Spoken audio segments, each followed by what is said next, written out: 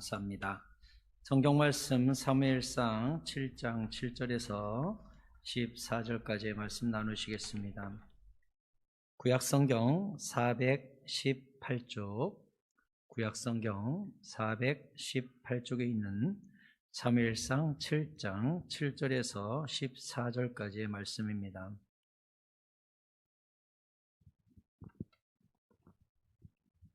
구약성경 418쪽에 있는 사무엘상 7장 7절에서 14절 한 절씩 교독하실 때 제가 7절을 먼저 읽겠습니다. 이스라엘 자손이 미스바에 모였다함을 블레셋 사람들이 듣고 그들의 방백들이 이스라엘을 치러 올라온지라. 이스라엘 자손들이 듣고 블레셋 사람들을 두려워하여 이스라엘 자손이 사무엘에게 이르되 당신은 우리를 위하여 우리 하나님 여호와께 쉬지 말고 부르짖어 우리를 블레셋 사람들의 손에서 구원하게 하시고 하니. 사무엘이 젖 먹는 어린 양 하나를 가져다가 온전한 번제를 여호와께 드리고 이스라엘을 위하여 여호와께 부르짖음에 여호와께서 응답하셨더라. 사무엘이 번제를 드릴 때에 블레셋 사람이 이스라엘과 싸우려고 가까이 오매 그날에 여호와께서 블레셋 사람에게 큰 우레를 발하여 그들을 어지럽게 하시니 그들이 이스라엘 앞에 패한지라. 이스라엘 사람들이 미스바에서 나가서 블레셋 사람들을 추격하여 뱃갈 아래에 이르기까지 쳤더라. 사무엘이 돌을 취하여 미스바와 센 사이에 세워 이르되 여호와께서 여기까지 우리를 도우셨다 하고 그 이름을 에베네셀이라 하니라. 이에 블레셋 사람들이 굴복하여 다시는 이스라엘 지역 안에 들어오지 못하였으며 여호와의 손이 사무엘이 사는 날 동안에 블레셋 사람을 막으심에 블레셋 사람들이 이스라엘에게서 빼앗았던 성읍이 에그론부터 가드까지 이스라엘에게 회복되니 이스라엘이 그 사방 지역을 블레셋 사람들의 손에서 도로 찾았고 또 이스라엘과 아모리 사람 사이에 평화가 있었더라. 아멘. 할렐루야. 오늘도 주님께서 우리에게 큰 은혜와 깨달음과 복을 내려주실 줄 믿습니다. 옆 사람과 인사하시지요. 잘 오셨습니다. 은혜 많이 받고 가세요. 고맙습니다. 이제 모든 세대 회복 부흥회가 5일 후로 다가왔습니다. 지난주에 말씀드린 대로 갈망하고 회개하고 모여서 부르짖으면 하나님께서 우리를 돌보시고 임재하사 우리를 통치하여 주시며 모든 심령에게 성령을 부어주실 줄 믿습니다. 예수님께서 광야에서 성령의 이끌림으로 40일을 금식하셨지요. 그리고 나서 바로 이어진 사건이 무엇입니까? 사탄이 와서 바로 시험을 했습니다. 이 돌들로 떡덩이를 만들어라. 성전에서 뛰어내려라. 나한테 절 한번 해봐라. 예수님이 이 땅에 태어나시자마자 사탄이 한 일이 있었습니다. 헤롯 왕을 통해 예수님을 공격했고 2살 아래로 모든 사내 아이를 다 죽였습니다. 여러분, 영적인 일에는 영적인 도전이 있기 마련입니다. 사탄이 바보입니까? 못 봅니까? 못 듣습니까?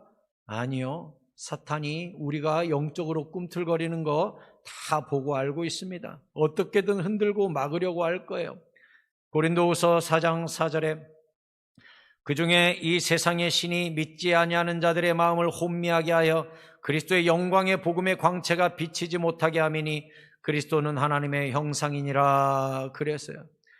이 세상의 신이 사람들의 마음을 혼미하게 해서 그리스도의 영광의 광채가 비치지 못하게 발버둥을 친다는 거예요. 사탄이 하는 짓이 하나님의 은혜의 광채가 성도들에게 내리지 못하도록 회개하는 자가 생기지 않도록 사탄이 발버둥을 친다는 거예요. 여러분, 이스라엘이 사무엘 중심으로 미스바에 모여서 우리가 회개하자, 여호와께 돌아가자 그러니까 사탄이 잘한다 그러고 있을 것 같아요? 아니죠. 반드시 도전을 해요. 그 도전이 뭐예요? 7절에 이스라엘 자손이 미스바에 모였다함을 블레셋 사람들이 듣고 그들의 방백들이 이스라엘을 치러 올라온지라. 블레셋이 꿈틀거리는 거예요. 니들이 예배하러 갈 때 니들이 금식한다지? 니들이 금식하러 갈 때 설마 무기 들고 갔겠어? 절호의 찬스네. 이때 이스라엘을 쳐버리자 하고 블레셋이 모두 다 모여들었다는 거예요. 이스라엘은 지금 예배하러 가는데 무슨 무기를 들고 가요? 예배하는데 지금 금식하고 있잖아요. 힘도 없고 무기도 없어요. 여러분, 우리가요 하나님께 좋은 계획을 세우고 좋은 뜻을 품잖아요. 기가 막힌 건 그때 딱 맞춰서 무슨 일이 생겨요. 어디 부흥회 한번 참석해봐야지. 엄마 누구 생일인데, 무슨 기념일인데, 누구 약속 있는데, 한 달 전부터 이건 잡아놓은 건데 우리 놀러 가기로 했잖아. 어떻게 또 유혹을 떨치고 부흥회 다가오잖아요. 아파요. 또 피곤해요. 또 뭔 일이 자꾸 생겨요. 허리가 갑자기 아파요. 무릎이 뚝뚝거려요. 괜히 또 콜록 한번 나오면 코로나인가? 나 때문에 사람들이 다 쳐다보고 은혜 못 받으면 어떡하지? 아이고 교회 못 가겠네. 이상한 건수가 어떻게든 생겨요. 왜? 사탄은요 은혜 받는 걸 가장 경계하거든요. 예배도 마찬가지예요. 여러분 중에 혹시 예배하러 왔는데 꼭 희한하게 예배 자리에 앉으면 화장실이 가고 싶고 머릿속으로 집에 가스불이 켜졌냐 내가 문을 잠궜냐 안 잠궜냐, 차는 내가 시동을 켜고 내렸냐, 키가 여기 있냐, 이런 생각이 자꾸 난다? 그날은요 은혜가 큰 날이에요. 아멘입니까? 뭔가 은혜가 크게 쏟아질 것 같으니까 사탄이 적극적으로 막는 날이에요. 그날은. 희한하죠?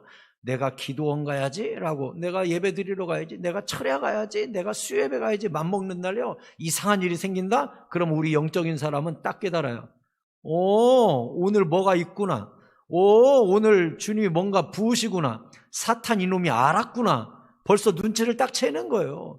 저는요 하나님께 뭐 금식 계획을 세우고 강단 기도를 세우고 내가 기도원 가서 금식을 하고 기도를 하자 이런 계획을 딱 세웠는데 뭔가 일이 틀어지고 막 안 되려고 그런다? 그럼 저는 본능적으로 알아요. 아, 이번에 하나님이 부으실 게 있구나. 사탄 이놈이 지금 긴장하는구나. 네가 지금 막아서는구나. 뭐가 있구나. 딱 아는 거예요.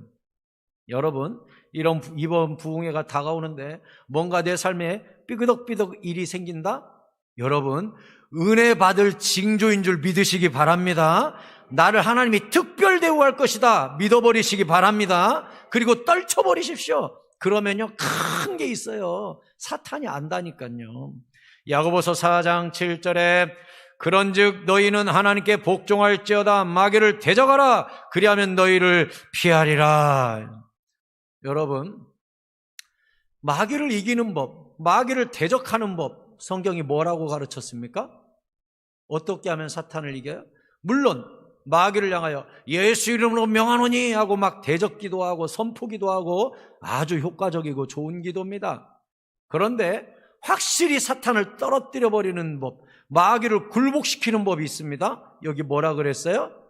하나님께 내가 복종해 버리면 마귀가 힘을 못 쓰는 거예요. 어차피 건드려 봐야 자기 말 안 들어요. 어차피 건드려 봐야 주의 음성만 들어요. 그러니 사탄이 오겠어요? 와봐야 힘만 낭비하는데, 오면은 사탄하고 교제 자체를 안 하고 말도 섞지 않고 하나님 음성만 듣는데, 여러분, 하와가 왜 뱀의 유혹에 쓰러졌다고 생각합니까? 왜 뱀의 유혹에 무너졌어요? 여러분, 그 당시 에덴 동산에 있는 모든 동물들은 하나님께서 아담과 하와를 창조하시면서 이 에덴 동산을 정복하고 다스려라, 생육하고 번성해라, 너는 나의 형상을 닮은 왕이니라 하고 세워줬거든요. 그런데 가가지고 사탄하고 통치해야 되는데 교제를 해요. 대화를 해요. 말을 섞어요. 그러다 보니 사탄이 대화가 통하네. 살살살살살 녹이니까 정령 죽으리라, 선악과 먹으면 정령 죽으리라, 반드시 죽으리라 하나님이 말씀하셨는데 사탄하고 대화 섞다 보니까 죽을까 하노라. 그러니 죽을까 하노라가 사탄으로 넘어가니까 사탄이 뭐래요? 죽지 아니하리라로 바뀌는 거예요. 처음에 하나님은 정령 죽으리라, 반드시 죽으리라. 사탄하고 대화 섞다 보니까 죽을까 하노라. 거기서 한 단계 넘어가니까 결코 죽지 아니하리라. 세상에, 하나님의 준엄하신 명령이 2단계 넘어가니까 안 죽는다로 바뀌어버렸어요. 애당초 하와의 실수가 뭐예요? 사탄하고 대화를 섞으면 안 돼요. 교제를 하면 안 돼요. 여러분한테도요, 사탄이 이런 생각 저런 생각 주거든 대화 자체를 하지 마세요. 아멘? 아멘? 그냥 핑계거리하고 대화를 섞지를 마세요. 그러다 보면 부흥회 가야지, 은혜 받아야지가 나중에 사탄의 핑계거리와 대화 섞다 보면 휙 뒤집어져가지고 가도 아무 일 없을걸? 이렇게 된다니까요. 사탄이 이렇게 못됐어요. 제가 지난주에도 말씀드렸듯이 저는 이번 청년부 수련회를 집회 3번 하면서 하나님께 기도를 했어요.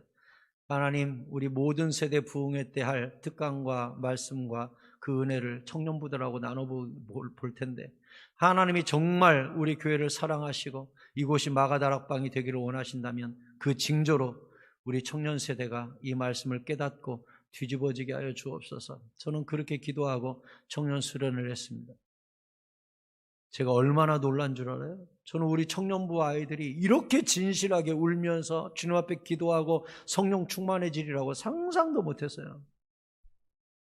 제가 마이크 잡고 이제 기도 그만하고 신호를 주기 전까지는 기도를 안 멈추고 주님 앞에 주여 울면서 기도를 하는데 제 가슴이 얼마나 뜨거워졌는지 몰라요. 얼마나 행복했는지 몰라요. 특히 마지막 밤 집회 때는 우리 남전도회 여전도회 젊은 집사님들이 와가지고 앞에서 찬송인도 대신해주고 찬양팀까지 너희들도 찬양하느라고 은혜 받는 일에 소홀할 수 있는데 전부 다 은혜 받는 일에 은혜 받는 자리에 앉고 우리가 찬양을 해줄게 하고서 우리 젊은 집사님들이 와가지고 찬송인들 해줬는데 불이 내리는 거예요. 불이 내리는 거예요. 또 이 젊은 집사님들이 기도 시간에 말씀 시간에 끝까지 앉아있고 또 기도 시간에 또 가가지고 청년들 붙잡고 같이 기도해 주는데 불이 내리는 거예요. 불이. 제가 얼마나 가슴이 뜨거워졌는지 몰라요. 할렐루야, 하나님이 우리 교회 사랑하시는구나. 이번 모든 세대 회복 부흥회 가운데 성령 부어주시겠구나. 저는 이미 징조를 본 거예요. 여러분 기대하십시오. 이번 주 금요일 날부터 하늘문이 열릴 줄 믿으시기 바랍니다. 믿으세요. 그리고 사탄하고 대화 섞지도 마세요. 직진하세요. 말씀 붙잡고 직진하는 거예요. 이제 이스라엘의 대책은 무엇입니까? 지금 블레셋이 쳐들어온대요. 7절에 이스라엘 자손들이 듣고 블레셋 사람들을 두려워하여 이스라엘 자손이 사무엘에게 이르되 당신은 우리를 위하여 우리 하나님 여호와께 쉬지 말고 부르짖어 우리를 블레셋 사람들의 손에서 구원하시게 하소서 하니 사무엘이 젖먹는 어린 양 하나를 가져다가 온전한 번제를 여호와께 드리고 이스라엘을 위하여 여호와께 부르짖음에 여호와께서 응답하셨더라. 아멘. 하나님께 온전한 제물을 올려드리고 그 다음 부르짖었다는 거예요. 여러분 이번 부흥에 오실 때 여러분의 마음의 소원을 예물에 담아서 헌금도 하세요. 온전한 예물을 올려드리고 그 다음 부르짖는 거예요. 부흥에다 기도 제목도 적으시고 하나님이 이 기도 제목을 하늘로 연락시켜 주시옵소서 올린 다음에 한번 부르짖어 보자고요. 여기 부르짖으라라고 지난주에도 말씀드렸는데 출애굽기 2장 23절에 보면 이렇게 돼 있어요. 여러 해 후에 애굽 왕은 죽었고 이스라엘 자손은 고된 노동으로 말미암아 탄식하며 부르짖으니 그 고된 노동으로 말미암아 부르짖는 소리가 하나님께 상달된지라. 아멘. 이스라엘이 400년 동안 노예 역할하면서 이 이집트에서 이 애굽에서 고된 노동에 시달리면서 부르짖는 것이죠. 하나님 우리를 돌아보지 아니하십니까? 우리의 이 안타까운 현실을 쳐다보지 않는 겁니까? 우리의 탄식은 하늘로 올라가지 않는 겁니까? 주여 우리를 잊으셨나이까? 부르짖었더니 그 부르짖는 소리가 하늘에 상달됐다는 거예요. 여러분 블레셋이 쳐들어왔대요. 그들은 머리를 쓰거나 경험을 쓰거나 무기를 쓴 게 아닙니다. 그들은 부르짖어 무릎을 썼습니다. 여러분 문제가 생기면 당장 머리를 쓰는 사람이 있어요. 경험과 인맥을 쓰는 사람이 있어요. 지식을 먼저 떠올려요. 아니에요. 순서가 틀렸습니다. 먼저 아버지 하나님께 부르짖어 달려나가야 합니다. 그러면 하나님이 도와주세요. 하늘의 방법이 일한다고요. 에레미야 29장 12절에 명심하세요. 이번 구절 너희가 내게 부르짖으며 내게 와서 기도하면 내가 너희들의 기도를 들을 것이요. 아멘. 뭐래요? 부르짖어 기도하면 너희들의 기도를 들을 것이요. 분명히 약속하셨어요. 누군가는 말해요. 아니, 하나님이 귀 먹었나? 작게 말하면 못 들으시나? 생각만 해도 알지. 꼭 그렇게 부르짖어야, 그렇게 소리 질러야 하나님이 들으시나? 근데 성경에 뭐라 그랬어요? 너희가 부르짖어 기도하면 내가 들을 것이요 라고 분명히 얘기했잖아요. 여러분, 물에 빠진 사람이 조용히 건져주시면 감사하겠습니다 이럽니까? 사람 살래 소리 지르지? 우리도 마찬가지예요. 사탄은 우리에게 속삭일 겁니다. 이번 주에 모여서 제가 부르짖어 기도하자고 할 겁니다. 사탄은 뭐라고 할까요? 야야 살살 기도해. 아이고 침 튄다. 아이고 옆 사람 시끄럽다. 아이 너 왜 창피하게 왜 그래? 너 소리 지르지 마. 남들이 보면 큰 죄진 줄 알겠네. 조용 좀 해라. 조용 좀 해라. 여러분, 이번 부흥회 때 우리가 무너뜨려야 될 여리고성이 있다면 우리의 자존심입니다. 저는 수십 년 동안 수많은 집회를 인도해보고 수많은 수련회와 수많은 부흥회를 인도해봤습니다. 공통점이 뭔 줄 압니까? 간절히 부르짖으면 하나님이 만져주시고 성령 주시고 응답 주십디다. 가만히 자존심 내세우고 조용히 있는 사람 별로 은혜 못 받읍디다. 제가 봤어요. 간절하면 간절한 것만큼 주님이 뭐라 그랬어요? 네 입을 넓게 열라 내가 채우리라. 아멘. 저는 그 말씀 붙잡고요, 저 중고등학교 시절에는 부흥회 다가오면 부흥회 강사님이 앞에서 주여 삼창하고 기도합시다 그러면요, 저는 이 앞자리에 앉아가지고 때로는 이 앞에 돗자리 깔고 이 자리에 앉았어요. 저는 주여 삼창하고 기도합시다 그러면 제가 어떻게 기도한 줄 알아요? 네 입을 넓게 열면 내가 채우리라 그랬지.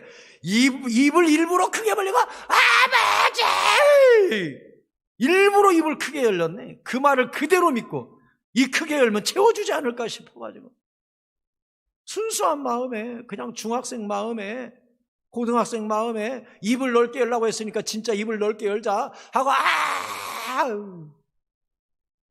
문자 그대로 믿고, 그러니 주님이 얼마나 이뻤겠어요. 야, 너는 입을 넓게 열라고 하니까 마음의 입이 아니라 실제로 입도 넓게 여네? 내가 은혜 줘야겠구나. 하나님이 부흥회 때마다 저에게 은혜를 퍼 부어주시는 거예요. 퍼 부어. 얼마나 부흥회 때 응답을 많이 받았는지, 부흥회 때 응답받은 얘기 해보라 그러면 여기서 많은 이야기를 여러분에게 할 수 있어요. 부흥회는 특별하더라고요. 하늘문이 열리더라고요. 얼마나 은혜를 부어주시는지. 다시 예레미야 29장 12절에 뭐라 그랬어요? 너희가 내게 부르짖으며 내게 와서 기도하면 내가 너희들의 기도를 들을 것이요 너희가 온 마음으로 나를 구하면 나를 찾을 것이요 나를 만나리라. 아멘. 온 마음으로 구하고 찾으면 주님이 만나주려고, 이번 부흥회 때 우리를 만나주려고 딱 대기하고 있다는 거예요. 너희들이 간절히 찾으면 만나줘야지, 부르짖으면 응답 줘야지 하고 주님이 딱 대기하고 있다는 거예요. 여러분, 이번 부흥회는 우리에게 온 큰 영적 기회입니다. 우리의 모든 자존심을 다 내던지고 강력하게 부르짖는 기도가 하늘보좌에 상달됨으로 말미암아 성령의 응답이 여러분에게 쏟아지는 놀라운 역사가 일어나기를 축원합니다. 사무엘이 10절에 보니까 사무엘이 번제를 드릴 때 블레셋 사람이 이스라엘과 싸우려고 가까이 왔어요. 감히 예배를 드리는데 이 사탄의 무리가, 이 예배를 방해하는 블레셋 무리들이 가까이 왔대요. 그날에 여호와 하나님이 가만히 계시겠어요? 여호와께서 블레셋 사람에게 큰 우레를 발하여 그들을 어지럽게 하시니 그들이 이스라엘 앞에 패한지라. 이스라엘 사람들이 미스바에서 나가서 블레셋 사람들을 추격하여 뱃갈 아래에 이르기까지 쳤더라. 아멘. 번제를 드리고 예배를 방해하고 집회를 방해하니까 하나님이 머리를 쓴 게 아니라 무릎을 쓰고 부르짖는 이스라엘 백성에게 응답하셨는데, 하늘에서 막 번개와 막 천둥이 꽝꽝꽝 나니까 블레셋 사람들이 정신이 혼미해가지고 뭐 어떻게 할지를 모르는 거죠. 그러니 이스라엘 백성들이 뭘 들고 갔겠어요. 무기도 안 들고 왔는데 그냥 있는 거 막대기 별거 아닌 것 갖고 갔겠죠. 근데 블레셋 사람들이 혼비백산에서 자기 무기를 막 버리고 도망가니까 그 무기를 막 빼들어가지고 막 쫓아간 거죠. 그래서 미스바에서 벳갈이 13km 떨어져 있거든요. 세상에 이 굶은 사람들이, 이 금식하고 지금 힘도 없는 사람들이 13km를 쫓아가가지고 영토를 확장시키고 블레셋 사람들이 수없이 거기에서 죽었다는 거예요. 여러분, 주의 부르짖음에, 우리의 부르짖음에 주님의 능력이 임하니까 말도 안 되는 역전이, 하나님의 방법이 이 땅에 임하더라, 이 얘기예요. 여러분, 우리가 왜 성령 받아야 되는 줄 압니까? 성령 받고 나잖아요. 어떤 역사가 일어나냐? 내 삶에 주님의 역사와 주님의 능력이 내 삶에 드러나기 시작하는 것입니다. 그래서 성령의 사람은요, 기도 응답이 얼마나 잘 되는지 몰라요. 로마서 8장 26절에 보면 이와 같이 성령도 우리의 연약함을 도우시나니 우리는 마땅히 기도할 바를 알지 못하나 오직 성령이 말할 수 없는 탄식으로 우리를 위하여 친히 간구하시느니라. 아멘. 우리는요, 연약해가지고 기도를 어떻게 해야 될지 지혜도 없고요, 힘도 없어요. 부르짖다 보면 옆구리가 얼마나 아픈가 몰라요.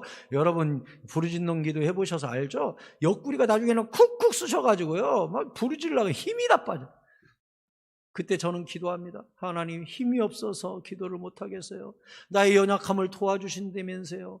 그럼 어디서 힘이 나는지 또 성령님이 확 부어주시면 1시간이고 2시간이고 막 부르짖어 기도를 하는 거예요.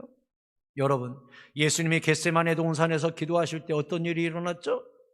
하늘에서 천사가 내려와 기도를 돕더라. 우리의 기도는 누가 도와준대요? 다시 로마서 8장 26절에 누가 도와준대요? 성령이 우리의 연약함을 도와준대요. 힘도 주셔요. 또 우리는 기도가 막 헤매요. 막 쓸데없는 것도 막 간구해요. 막 기도가 왔다 갔다 해요. 집중력도 없어요. 그런데 성령이 도와주시면 어떻게 돼요?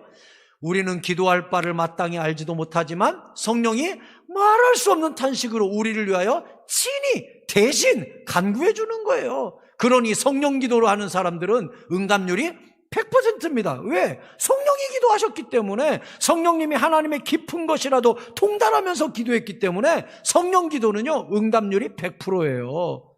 그러니까 성령을 받기 전에는 기도를 막 헤맨다고요. 그리고 막 자책을 해요. 왜 이렇게 응답이 안 되냐? 내가 지성이 부족하냐? 내가 공덕이 부족하냐? 내가 공로가 부족하냐? 내가 정성이 부족하냐? 헌금이 부족하냐? 시간이 부족하냐? 내 탓하거든요. 성령 받은 사람은요, 딱 성령 기도 드리고 나서 응답 안 되면 뭐라고 생각해요? 성령이 기도하셨기 때문에 반드시 언젠가는 응답이 된다. 응답이 안 됐다 하더라도 그것은 하나님의 뜻이다. 믿어버리는 거예요. 그러니 그 사람은 자책을 안 해. 그러니까 늘 행복하죠. 늘 감사하죠. 응답률이 100%인데. 그래서 요한복음 16장 23절에 예수님께서 말씀하셨어요. 그날에는 너희가 아무것도 내게 묻지 아니하리라. 내가 진실로 진실로 너희에게 이르노니 너희가 무엇이든지 아버지께 구하는 것을 내 이름으로 주시리라. 지금까지는 너희가 내 이름으로 아무것도 구하지 아니하였으나 구하라 그리하면 받으리니 너희 기쁨이 충만하리라. 아멘. 아니, 예수 이름으로 구하면 뭐든지 100%다 주신대요. 다 주신대. 근데 중요한 단서가 있죠? 23절을 다시 보여주세요. 거기 무엇이든지, everything, 무엇이든지 아버지께 구하면 하나님이 다 주신다 그랬어요. 근데 조건이 하나 있죠? 뭐라고 써 있어요? 그날에는이 뭐죠? 요한복음 16장 앞뒤를 읽어보면 성령이 오시면, 그날이거든요. 성령이 오시면 그날부터는 기도 응답률이 100%가 될 거라고 예수님이 가르쳐 주셨어요. 그때부터는 무슨 기도하니까? 성령 기도하니까. 사랑하는 성도 여러분, 성령의 능력자가 되셔서 성령의 충만함을 받으셔서 성령 기도자가 되시기를 바랍니다. 성령 기도를 하기 때문에 능력이 막 나타나요. 성령님이 나를 붙잡고 막 쓰시니까. 그래서 마가복음 16장 17절에도 믿는 자들에게는 이런 표적이 따르리니 곧 그들이 내 이름으로 귀신을 쫓아내며 새 방언을 말하며 뱀을 집어 올리며 무슨 독을 마실지라도 해를 받지 아니하며 병든 사람에게 손을 얹은즉 나으리라 하시더라. 아멘. 아멘. 이런 역사가 우리 교회 가운데 일어나기를 바랍니다.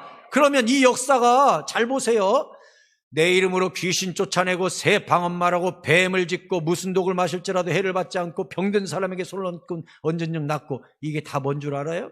제가 이번 부흥회 때 특강하면서 여러분에게 칠판에다가 자세히 가르쳐 드릴 거예요. 이게 뭐냐? 성령의 은사입니다. 이게 다 성령의 은사입니다. 성령의 은사 9가지를 보면 이게 다 들어있어요. 귀신 낫고 병 낫고 무슨 독을 마실지라도 해를 받지 않고 뱀 짚고 방언 말하고, 이게 다 뭐예요? 성령의 은사들이에요. 성령의 은사들. 그러니 은사 받아야 돼요? 받지 말아야 돼요? 받으면 역사가 일어나는데, 19절에 주 예수께서 말씀을 마치신 후에 하늘로 올려지사 하나님 우편에 앉으시니라. 제자들이 두루 나가 전파할새 주께서 함께 역사하사 그 따르는 표적으로 말씀을 확실히 증언하시니라. 아멘. 여기서 주께서 함께 역사하사, 그게 누구예요? 성령님이에요. 성령님이 제자들과 함께 가니까 표적들이 나타나고 그 표적들로 말미암아 말씀이 진짜로구나 하는 능력의 복음 전파가 일어났다는 것입니다. 사랑하는 성도 여러분, 63빌딩을 옥상으로 올라가는데 계단으로 가는 사람과 엘리베이터로 타고 가는 사람이 같겠습니까? 드넓은 바다에 낚시로 낚싯대를 들이워서 낚시질을 하는 사람과 그물을 던지는 사람이 같겠습니까? 땅을 파는데 삽질하는 사람과 큰 포크레인이 와서 파는 사람하고 그 결과물이 같겠습니까? 에베레스트 산을 올라가는데 지팡이를 잡고 넘어가는 사람하고 비행기를 타고 넘어가는 사람이 같겠습니까? 사하라 사막을 건너가는데 걸어서 가는 사람과 헬리콥터를 타고 가는 사람이 같겠습니까? 호미와 낫으로 농사 짓는 사람과 기계와 헬리콥터로 농약 주고 농사 짓는 사람이 그 결과가 같겠습니까? 광주에서 서울 올라가는데 걸어가는 사람하고 KTX 타고 가는 사람이 그게 같겠습니까? 태평양을 건너가는데 헤엄쳐 가는 사람하고 여객선을 타고 가는 사람하고 그 속도가 같겠습니까? 제가 여러분에게 무슨 이야기를 하고 있는 겁니까? 언제까지 내 힘으로 태평양을 건너고, 언제까지 내 힘으로 에베레스트 산을 올라가고, 언제까지 내 힘으로 서울을 걸어갈 것입니까? 성령의 능력으로, 주님 손잡고 주께서 함께 역사하시는 능력으로 내 인생의 종점을 향하여 담대하게 달려가는 성령 충만한 우리 교회 성도들 다 되시기를 예수 그리스도의 이름으로 축원합니다. 축원합니다. 결과가 압도적으로 다릅니다. 내 힘으로 사는 인생과 성령으로의 능력으로 사는 인생이 어떻게 같습니까? 어떻게? 사도 바울은 평생의 성령에 붙들려서 성령의 능력으로 살았습니다. 그가 감옥에서, 내일을 알 수 없는 감옥에서 뭐라고 이야기했습니까? 빌립보서 4장 13절이 이렇게 말합니다. 사도 바울의 고백을 다 함께 읽겠습니다. 시작. 내게 능력 주시는 자 안에서 내가 모든 것을 할 수 있느니라. 아멘. 한 번 더 읽겠습니다. 내게 능력 주시는 자 안에서 내가 모든 것을 할 수 있느니라. 아멘.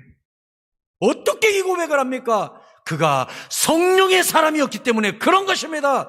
성령의 사람이니까 감옥아 덤벼라, 죽음아 덤벼라, 내 안에는 능력 주시는 성령님이 계신다. 두려움이 없는 거예요. 담대한 거예요. 죽음조차 아무렇지 않은 거예요. 그 인생을 누가 막습니까? 히브리서에서는 이런 사람을 가리켜 뭐라고 이야기한 줄 압니까? 이런 사람은 세상이 감당하지 못하느니라. 여러분, 이번 부흥회 때 우리 그런 사람 되십시다.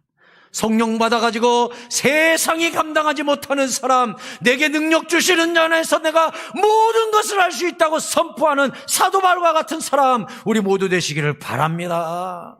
반드시 해야 됩니다. 반드시. 언제까지 내 힘으로 깨작깨작 인생을 살 겁니까?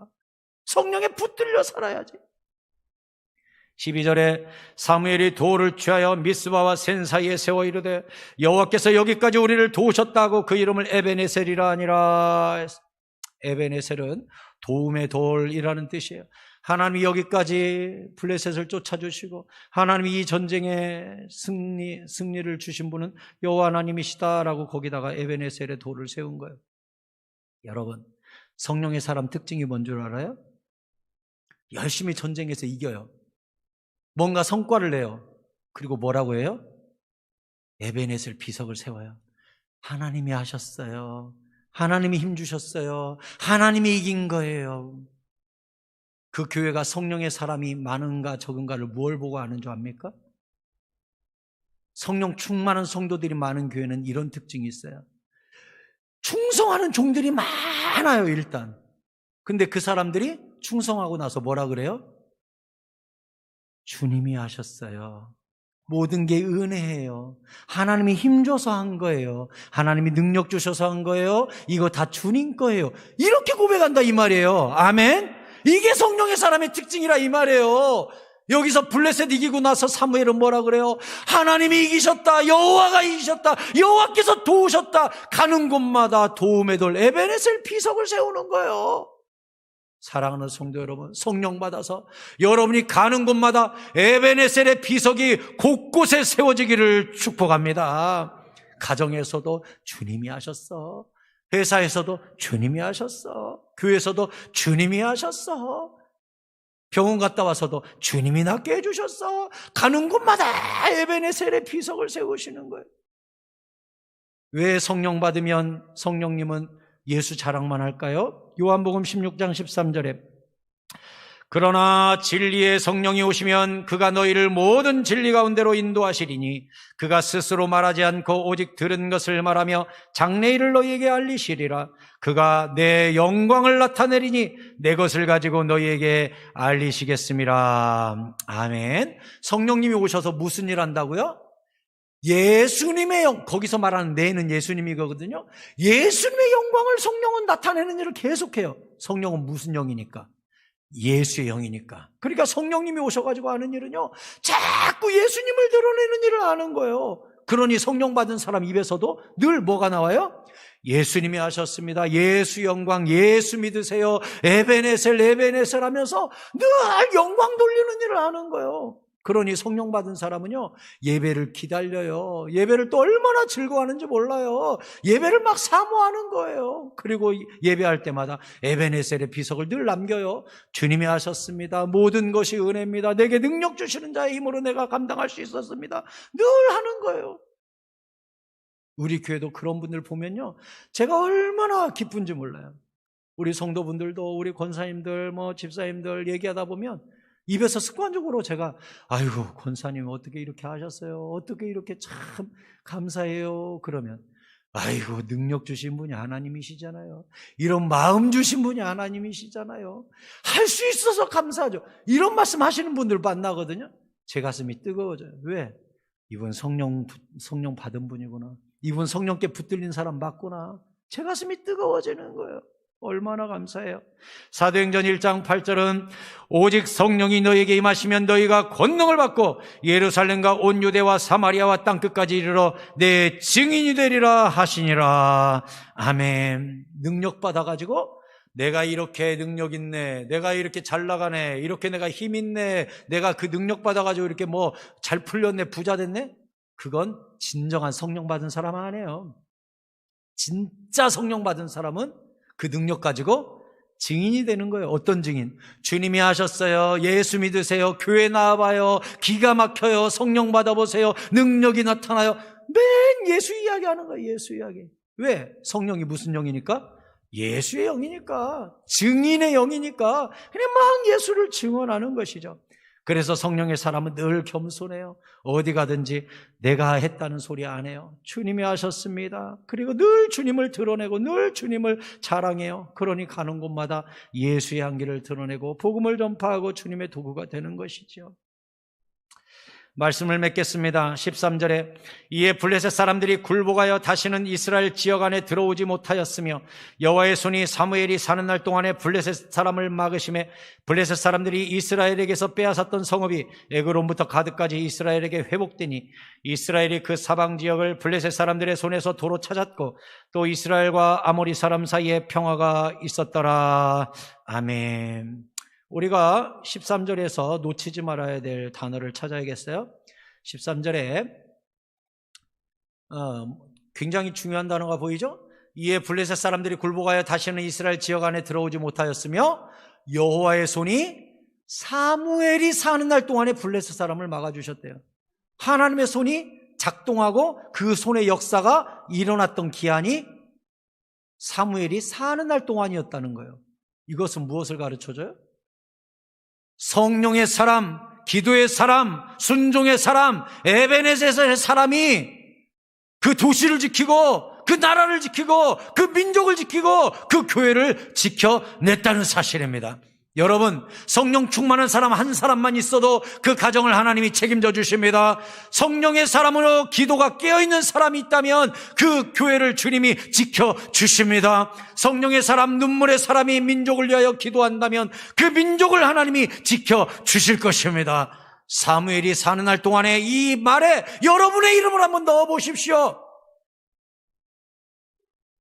여호와의 손이 유승복이 사는 날 동안에 블레셋 사람을 막으심에 이렇게 할 거예요. 여러분 이름을 전부 넣어서 읽겠습니다. 시작. 여호와의 손이 유승복이 사는 날 동안에 블레셋 사람을 막으심에. 두 사람이 유승복이라고 했어요. 여러분 이름으로 하라고. 여러분 이름. 다시 여호와의 손이 시작. 여호와의 손이 유승복이 사는 날 동안에 블레셋 사람을 막으심에. 아멘. 이러한 일이 여러분 교회, 우리 교회, 여러분 가정과 우리 자녀들과 일터 가운데, 이 민족 가운데 일어나기를 바랍니다. 나 때문에, 내가 기도하니까, 내가 성령 충만해서. 그러니 무슨 일이 일어났다고요? 다시 14절 뒷부분에 이스라엘과 아모리 사람 사이에 평화가 있었더라. 여러분, 평화가 어떻게 생겨요? 만족이 어떻게 생겨요? 어디서 안전을 누리게 돼요? 성령 충만한 사람의 기도와 여호와의 손이 함께할 때 평안과 안전이 지켜지는 거예요. 내 힘으로 평화와 안전을 찾는 게 아니라고요. 요한복음 14장 26절에 예수님이 직접 말씀하셨어요.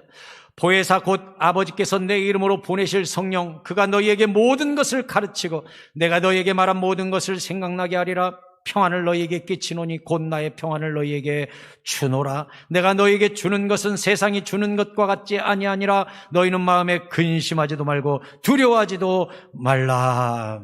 아멘.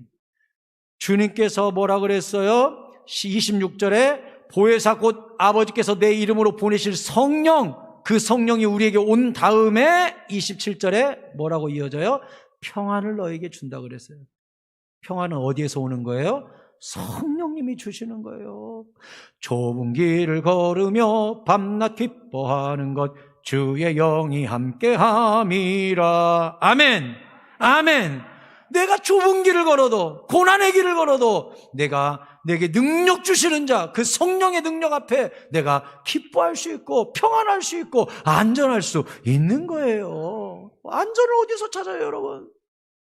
특히나 코로나로 말미암아 세상이 뒤숭숭하고 누가 대통령이 될지 알 수도 없고 경제가 어떻게 돌아갈지 모르겠고 예금 이율이 어떻게 돌아갈지, 부동산이 어떻게 돌아갈지, 월급이 올라갈지, 이자가 어떻게 될지 우리가 어떻게 알아요? 아무것도 모르죠. 생각하면 가슴만 깝깝하죠. 직장에서 내가 얼마 동안을 있게 될지, 몇 년을 더 다닐지, 내가 아프게 될지, 내가 명퇴를 당하게 될지, 내가 끝까지 이 회사에서 남아있을지, 정년퇴직은 할 수 있을지, 내가 졸업은 할 수 있을지, 합격은 할 수 있을지, 내 미래가 예측이 됩니까? 그런데 성령님과 함께 가면, 성령님이 내 인생을 붙잡고 있음을 믿으면 평안이 오는 거예요. 안전이 오는 거예요. 주님이 나를 붙잡고 있는데 뭐, 성령님이 나를 붙잡고 있는데 뭐, 뜻이 하늘에서 이루어진 것 같이 땅에서도 이루어질 거야. 성령님이 나를 붙잡고 있잖아. 믿어져 버리는 거죠. 얼마나 놀라워요. 그래서 성령 받은 사람은요, 표정이 달라요.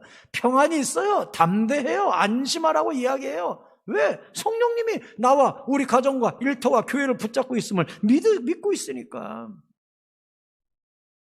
사랑하는 성도 여러분, 다시 말씀드립니다. 이제 5일 남아 있습니다. 준비하셔야 돼요. 기도하셔야 돼요. 갈망하셔야 됩니다. 사모하셔야 됩니다. 자존심 내던질 각오를 하고 오셔야 됩니다. 그날 제가 유심히 볼 거예요. 눈화장하고 막 입술 빨갛게 칠하고 안 돼요. 그날은 하나님께 울고 부르짖는 날인데 째내고 오면 안 돼요. 그날은 울 각오하고 손수건을 챙겨갖고 오셔야지. 수건을 챙기고 막 티슈를 챙기고 와야지. 빨갛고 예쁘게 칠해가지고 또 예쁘게 하고 온 사람들이 보면 기도도 예쁘게 하느라고 주야 또 이런다니까. 그러면 안 돼요. 우리 머신같이 하고 와야 돼. 우리 막 무수리같이 하고 와야 돼. 그래서 그날은 막 주야 이래야 돼요. 각오하고 오셔야 돼. 알았죠? 그날은 예쁜 옷도 입고 오면 안 돼. 내가 저 앞에 서 있다가 이쁜 옷 입고 오는 사람 다 집으로 되돌려버리는 거예요. 미운 옷 입고 와야 돼요. 그날은 떼굴떼굴 굴러도 되는 옷. 또 이쁜 옷 입고 와가지고 옷 버릴까봐 눈물 또 여기 적시면 안 되니까 주야 또 이런다니까. 그러지 말고 옷도 막 좀 후줄그레한 거 입고 오고 꾸미지도 말고 내가 오늘은 그냥 주님하고 승부를 내고 내가 눈물과 땀으로 내가 내 옷을 적시리라 마음 먹고 오셔야지. 할렐루야. 그렇게 해가지고 하늘문을 여는 놀라운 역사를 우리 한번 맛보자고요. 그래서 주님의 통치가 여러분에게 임함으로 말미암아 우리가 가는 곳마다 예수의 향기를 드러내고 가는 곳마다 내가 한 거 아니에요. 성령님이 하셨어요. 에베네셀의 비석을 늘 세우고 내게 능력 주시는 자 안에서 내가 무엇이든 할 수 있다라는 확신과 안전과 평안을 여러분 모두가 이 위기의 시대에 누리게 되는 놀라운 역사가 일어나기를 예수 그리스도의 이름으로 축원합니다. 우리 같이 찬양하고 기도하겠습니다.